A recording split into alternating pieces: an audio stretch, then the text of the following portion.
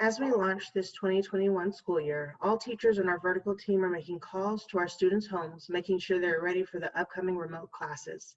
There are some important factors to take into account as we make contact with our families, and some resources needed to make sure you have the information and tools necessary to provide the details our families need at this time. I'm going to ask every teacher to go to the NACER.org website and click on resources. This will be your go-to for all the information regarding supports for your students' basic needs. The tabs will lead you to links for food pickup from Central Texas Food Bank, along with resources from either your Family Resource Center or a FRC at a nearby vertical team campus. There's also information for healthcare, especially in relation to COVID. First, it is important to know that our Northeast communities have been hit the hardest in Travis County. Many of our families have been impacted. During these calls, do a friendly well check and ask if they have been impacted or need resources. Let them know you care and provide an opportunity to share resources they may not know about but truly need. The other indirect impact of COVID has been financial, which has caused food scarcity in our community. Check with your families, ask them if they have food or if they need details about the dates and times of the next food pickup in the area. The next important topic to broach in conversation is about their rent and utilities. If the families are facing eviction or don't have power to charge their Chromebooks and their basic needs overshadow focusing on their academics. There are many financial resources available to support these families, as you will see in the resource page from the NASTED.org website. From our community partners, Austin Voices, who partner with the City of Austin, as well as with our campus partner, Community and Schools. Last, make sure you check on their access to technology. Do they have a device? Do they have Wi-Fi? If so, great. The next step is to show them how to create a virtual background. Our virtual classrooms are about to move into their homes, and not everyone is comfortable sharing that space with all of their classmates. If they do not have a device or internet services, you can assist them with completing the district form to submit a request along with the address to the PAC to pick up a device. Then discuss how our campuses are open to students without services to start their school year on campus. Know that you are not alone in supporting our families. The main takeaway that I want for you to have is that your campus and our greater vertical team of schools is ready and available to be here for you and your families to remove the barriers that the lack of basic needs can impact for our students being successful in the classroom. Hello, my name is Julie Weeks, and I'm the Family Resource Center Director with Austin Voices for Education and Youth. Today I'm going to share with you about how community schools address basic needs as barriers to learning during COVID-19.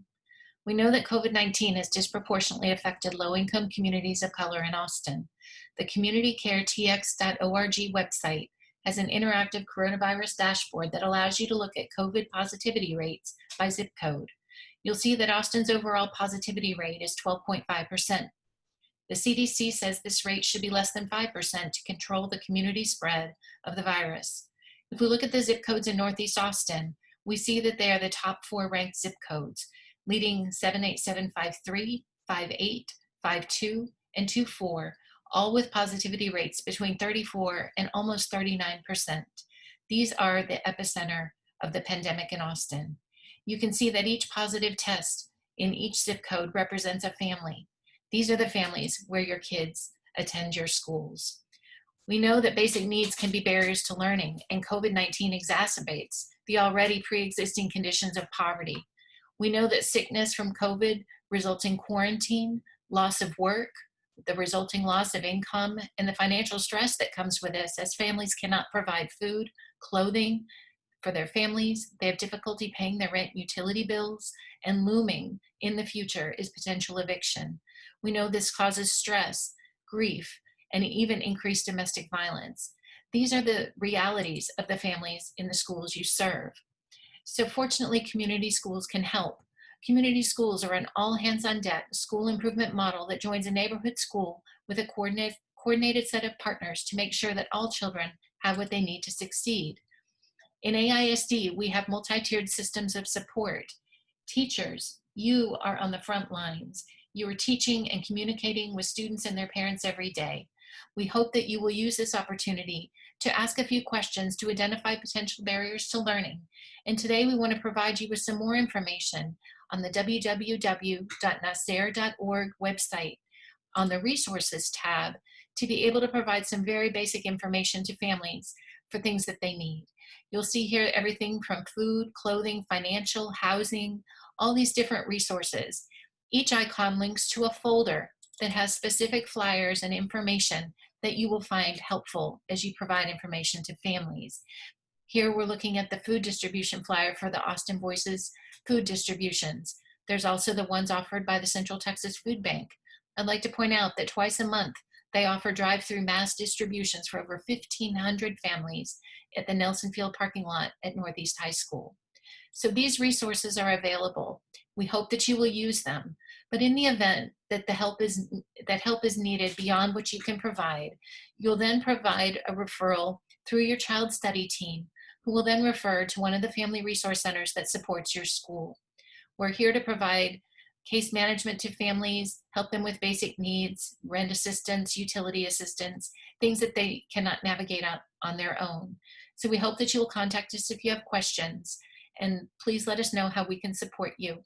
Thank you for all you do to support kids and families. Hello, NACER community. My name is Sarah McQueen, and I'm a program director with Communities in Schools. I support all of the CIS programs that are in our vertical team.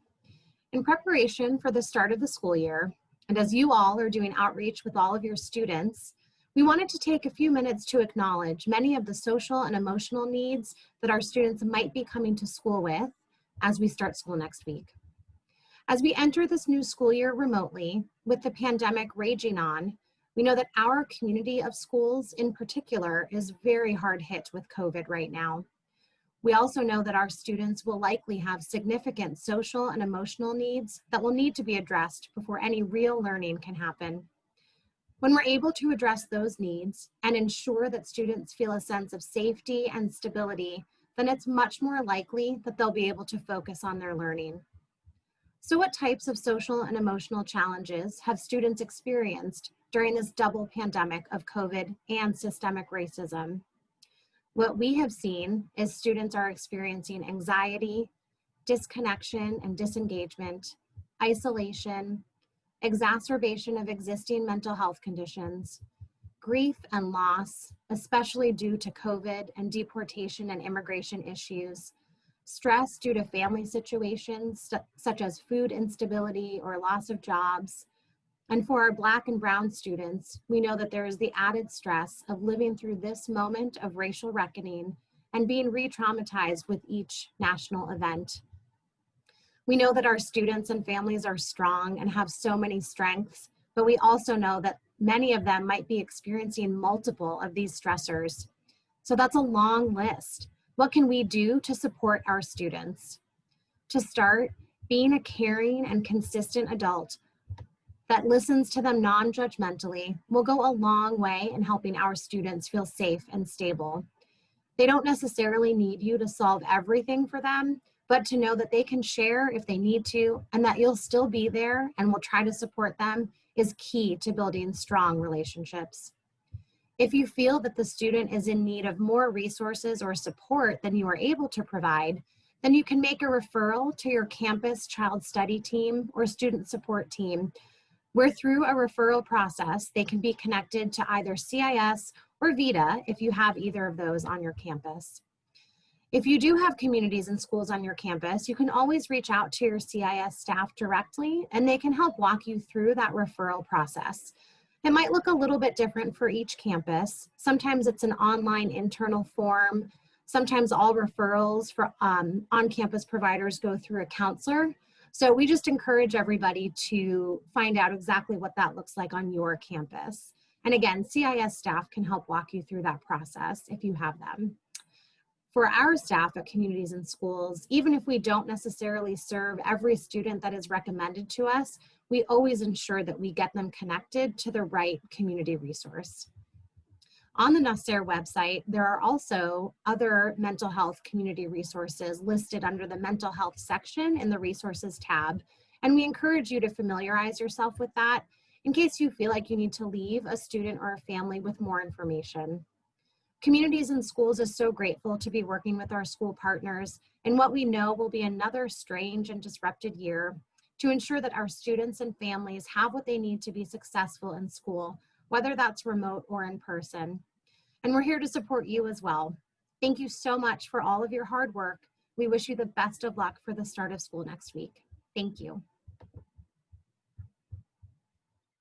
Hello, NACER family of schools. Thank you for taking the time to watch this video. My name is Amanda Chavira. I'm an MTSS coach for the elementary campuses, and this is Crystal Martinez, MTSS coach working with NACER and the Child Study Team process. The Child Study System is a district-supported framework that provides a multi-tiered, integrated approach to support the whole child through behavior, academic, attendance, and speech-language needs for all AISD students.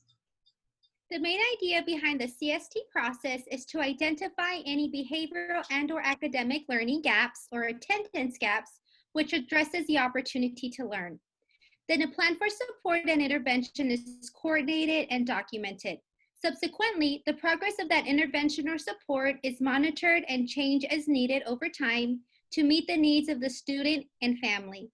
If you ever have any questions about a student or start to notice gaps with regards to academic, behavioral, or attendance issues, you are not alone in trying to create a plan of action for your student. You have multiple levels of support to help guide you along your way. The CST meeting includes professionals and caring, consistent adults that are involved in the student's care. So the team may look different for every student entered into the process. This is where we put all of our resources and mind power together to work alongside the family to create a plan for intervention and support. When meeting in a child study team, consider the needs of the child and invite campus experts to participate in the discussion and planning. If a child is struggling in reading, it would be important to include the campus literacy specialist. If a child is experiencing behavioral challenges, inviting the MTSS coach, SEL specialist, and/or LMHP would be appropriate. ECST is a student data management platform that allows the staff to gain more insight and understanding of a child's school performance, academic records, attendance history, and supplemental instruction and supports provided to the child and family. This data can be used to guide instructional planning and decision-making and frame discussions during CST meetings. It allows schools to consider the academic, social-emotional, behavioral, and mental health needs of the child to support the school success and well-being. Consider this. While looking at ECST, you notice that the previous year's teacher also recognized a learning opportunity or learning gap and worked in an intervention. Now you can ask, did it work? Was it successful? Should I do the same thing or should I try something new? As a student has progressed developmentally, would the same intervention work? The CST can help with all those questions and more. Our NACER community schools model is unique in that we are working to integrate our community supports with our campus and district-based supports. If you have any additional questions, feel free to reach out. Thank you. And scene.